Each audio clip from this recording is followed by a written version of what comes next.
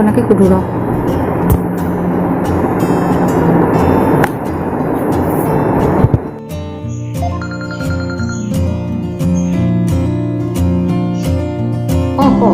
ঐ শুন না আমাৰ ফাৰ্ষ্ট পেপাৰ PDF কেইটা দিলে এতিয়ালৈকে হ'ব 17টামান 17টামান হ'ব কি কিয় তই লিখাই নাই নেকি এছাইনমেণ্ট কেনেকৈ দিবি তাকে এই দিনটো খানা বনাই থাকোঁতে যায় দেখিছোঁ কিবা কিবিতো ধেৰ বনাই আছ তই দেখিছোঁ তোৰ ইনষ্টা ষ্টৰি হোৱাটছএপ ষ্টেটাছ চবতে দিয়ে থাক কিবা কিবি বনাই ন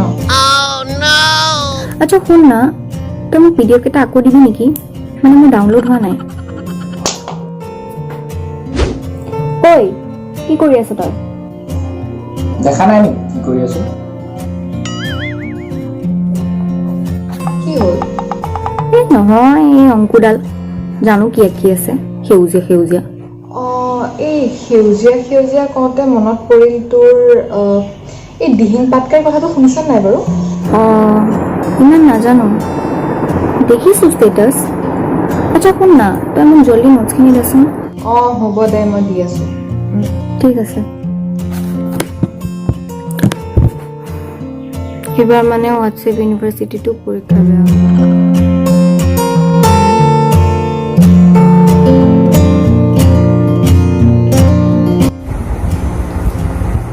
মায়ে ভাত দিছে বোলে বল গৈছোঁ ৰ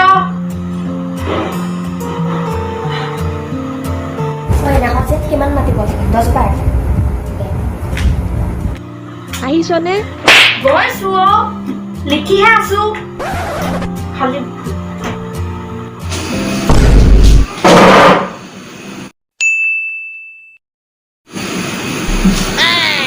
আমি কিবা অৰ্ডাৰকে দিব পাৰিলো হয় ন ঘৰত মাছ মাংস নোখোৱাকে আছ সেইবোৰ খাই আছ কাৰণেতো ফুলি আছ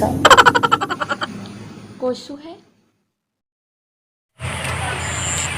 एक चुटकी सिंदूर की कीमत तुम क्या जानो रमेश बाबू दीपी ओए आ दीपी बा की होला को तोर दीपा प्लीज नाचना শিকাই দিয়া না কিহৰ বাবে ওফো গাঁৱত কি আৰু বেলেগ ছোৱালী নাই নেকি তই যে সদায় দীপি বাইৰৰ ওচৰলৈ আহি থাক নো ওৱান আমাৰ গাঁৱত মোৰ বাহিৰে আৰু কোনো কোৰিওগ্ৰাফাৰ নাই ৰিয়েলি আচলতে কি জানো মোকতো বাহিৰলৈও মাতিছিল কোৰিওগ্ৰাফি কৰিবৰ কাৰণে কিন্তু মই নগলো কাৰণ মই এইজনী শিকাই আছিলো বেৰি পানী হ'ব যা কাইলৈ আহিবি আজি নোৱাৰো নালাগে হ'ব মানে আচ্ছা সেইবোৰ বাদ দিয়া তুমি আগতে ফেচবুকটো অন কৰা কিয় হোৱাটছএপত লিংক এটা দিছো চোৱা লাইক কমেণ্ট এণ্ড শ্বেয়াৰ কৰা জলদি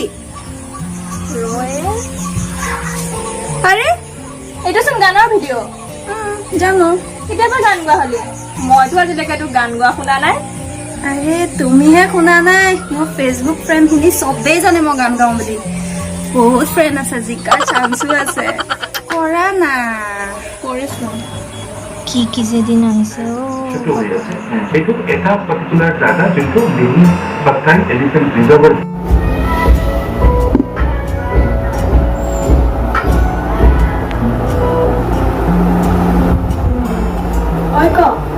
কি কৰি আছ বিজি আছ নেকি নাই নাই ক ঐ জানো আজিকালি নহয় মই লগৰ এটাৰ লগত লুডু খেলোঁ তাতে কি হ'ল মানে সি যে মোক প্ৰপ'জ কৰি দিলে চালা মই ইমান দিনে লগেই পোৱা নাই আৰু তই লুডুৱেও খেতি কৰি পেলালি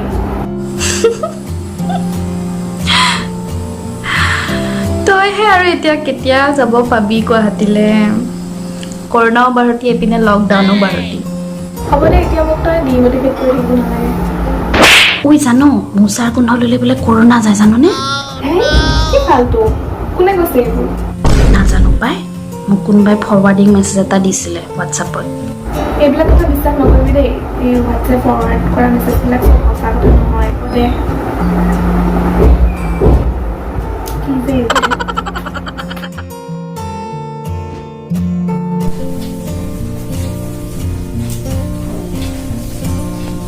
ইস ইমান বাঢ়িছে চেলাৰীখিনি ক'ৰবাত পাৰ্লাৰে খুলিছে নেকি ৰাতি এবাৰ কল কৰি চাওঁ।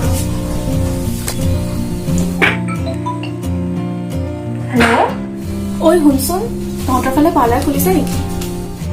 নাই কিয়? এই মোৰ চেলাৰীখিনি ইমান বাঢ়িছে, একদম কুকুৰৰ নিচিনা হৈছে।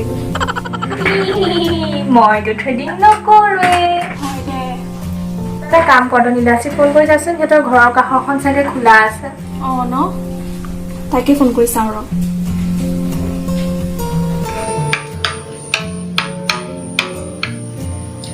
হেল্ল', ঐ শুন না, তহঁতৰ ফালে পাৰ্লাৰ খুলিছে নেকি?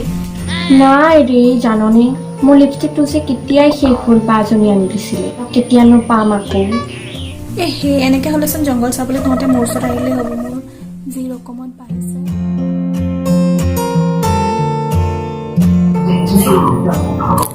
কি যে আঁকি থাক তই দিনডাল। অ' বৌ, ময়দা আছেনে? আছে, কিয়? নাই, লালমোহন বনাওঁ।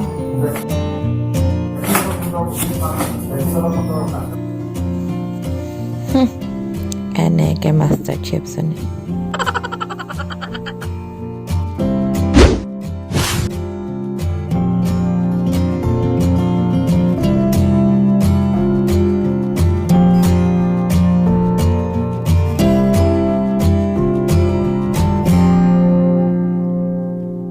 বনালা? ৰ'বা আগতে ফটোহে পোষ্ট কৰি ল'ম।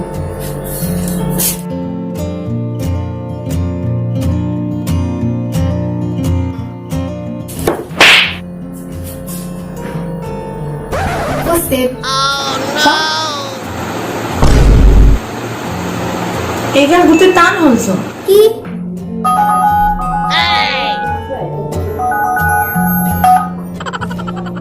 ক মিঠাই বনালি ন? বনাইছো। দেখিবলৈ যে খুব ধুনীয়া হৈছে। তোৰ যে ধৈৰ্য আছে আৰু দেই। এনেই আৰু ট্ৰাই কৰিলো। অঁ, খাবলৈ কেনেকুৱা হ'ল? মজা হৈছে, একদম দোকানৰ নিচিনা।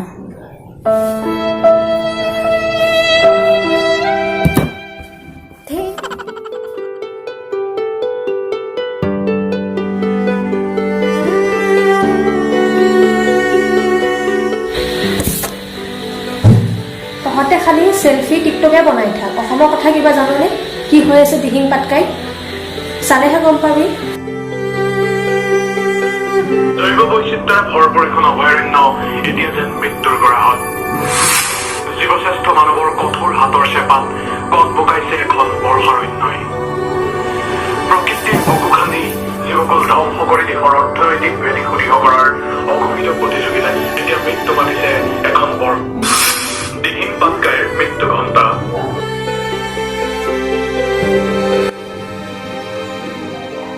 এফালে কৰোণা, আনফালে আকৌ দিহিং পাটকাই প্ৰতিভাৱতী। এৰা, লাগিলে আমি যিমানেই নিজৰ মাজত মগন নহওঁ কিয়, কিন্তু জৈৱ বৈচিত্ৰ্যৰ ৰম্যভূমিখন এনেদৰে নিশ্চিহ্ন হ'বলৈ আমি দিব নোৱাৰোঁ। আহক আমি সকলোৱে মিলি পূবৰ আমাজন অসমৰ একমাত্ৰ বৰ্ষাৰণ্য দিহিং পাটকাই অভয়াৰণ্য ধ্বংসৰ গ্ৰাহৰ পৰা বচাওঁ। ৰাইজে নখ জোকাৰিলে নৈ বয়। প্ৰকৃতি থাকিলেহে মানুহ থাকিব। এষাৰ কথা আছে যে যি বস্তু আমি সৃষ্টি কৰিব নোৱাৰোঁ সেই বস্তু ধ্বংস কৰাৰ অধিকাৰ আমাৰ নাই। চৰকাৰ বা সংশ্লিষ্ট বিভাগে হাজাৰ কোটি টকা খৰচ কৰিলেও দিহিং পাটকাইৰ দৰে এখন বৰ্ষাৰণ্য কেতিয়াও সৃষ্টি কৰি দিব নোৱাৰে। গতিকে আমাৰ উন্নয়ন হওক, কিন্তু উন্নয়নৰ বাবে আমাৰ হাতত যি আছে সেইবোৰ যাতে ধ্বংস হৈ নাযায়, আমাৰ হাতত যি প্ৰকৃতি আছে সেই প্ৰকৃতি যাতে ধ্বংস হৈ নাযায়, তাৰ বাবে সমগ্ৰ অসমবাসীয়ে ইয়াৰ বাবে প্ৰতিবাদ কৰিব লাগিব আৰু লগতে চৰকাৰ আৰু সংশ্লিষ্ট বিভাগে ইয়াক সংৰক্ষণ কৰিবলৈ চেষ্টা কৰিব লাগিব। গতিকে তেওঁলোকৰ এই আজি হঠকাৰী সিদ্ধান্ত, সেই সিদ্ধান্ত তেওঁলোকে সলনি কৰক। দিহিং পাটকাইক সুৰক্ষা দিৱস।